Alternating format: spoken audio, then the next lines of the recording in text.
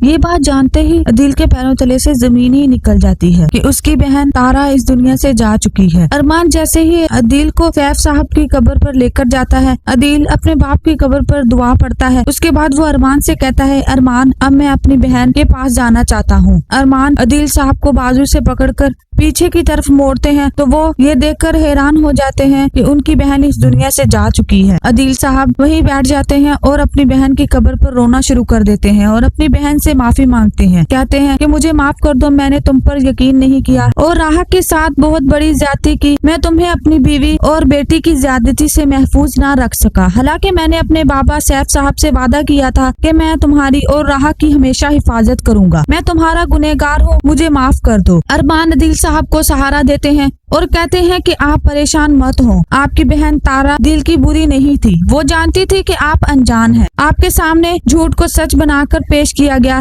इसीलिए आप इन तमाम बातों में उलझ गए। जबकि दूसरी तरफ अरमान अदील साहब को ये भी बताता है कि जरियून शादीशुदा है। जरियून ने यूके में शादी कर रखी थी और उसका एक बेटा भी है। उसने वहाँ एक मारिया नामी लड़की से शादी की, उसकी दौलत को हथा लिया और फिर वापस यहाँ पाकिस्तान आ गया। अदील ये बात सुनते ही समझ जाता है कि उसने बतूल से शादी भी इसी इरादे से की। जबकि दूसरी तरफ आसिया बेगम अपने गुनाहों की माफी मांगने की बजाय इस बात पर पछतावे का इजहार कर रही हैं कि आखिर उस दिन राहा की शादी क्यों नहीं हो गई जरियून से। वो कहती है कि उस दिन राहा की शादी जरियून से हो जानी चाहिए थी, लेकिन मजबूरी में हमने अपनी बेटी बतूल की शादी की। ये बात सुनते ही ज़ैनब भी आसिया को टोक देती है। कहती है कि उस दिन तुमने राहा के साथ ज्यादती की। हम हकीकत से वाकिफ हैं, लेकिन अदील साहब की इज्जत के लिए खामोश हैं। अरमान और मुझे तमाम हकीकत मालूम है कि आपने राहा के साथ क्या किया, सिर्फ और सिर्फ इसलिए ताकि आप बतूल और जरियून की शादी कर सके। सच तो ये है कि जो गड्ढा आपने दूसरों के लिए खोदा, आप खुद ही उसमें गिर गए, क्योंकि आपको अंदाजा ही नहीं था कि जरियून और वसीम किस इरादे से पाकिस्तान आए हैं और आपने राहा के साथ ज्यादती की और अपनों को खो दिया। तारा इस दुनिया से चली गई, राहा को इस घर से आपने धक्के देकर निकाला, राहा दर बदर हो गई, लेकिन आपने जरा भी एहसास नहीं किया।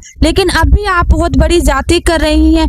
बजाय इसके कि आप अपने किए गए गुनाहों पर माफी मांगे, आप पछतावे का इजहार कर रही हैं कि इस मुसीबत में राहा क्यों नहीं फंस गई। ज़ैनब भी और आसिया की तमाम बातें अदील सुन लेता है। अदील को इस बात का अंदाजा हो जाता है कि वो साजिश